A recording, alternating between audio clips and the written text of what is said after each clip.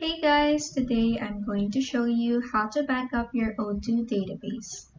Let's get started. First, go to odoo.com and log in your account. This action will lead you to your dashboard where you will click on your profile icon at the top right corner.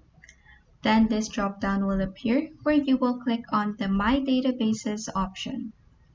This action will lead you to a new tab containing all of your databases.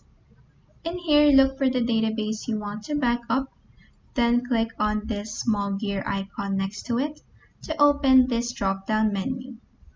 In here, you will click on the download option.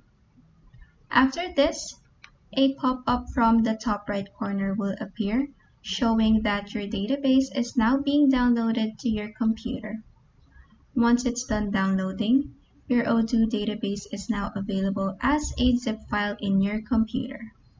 And that is how you can back up your Odoo database. If this video helped you, please like and subscribe for more helpful tutorials.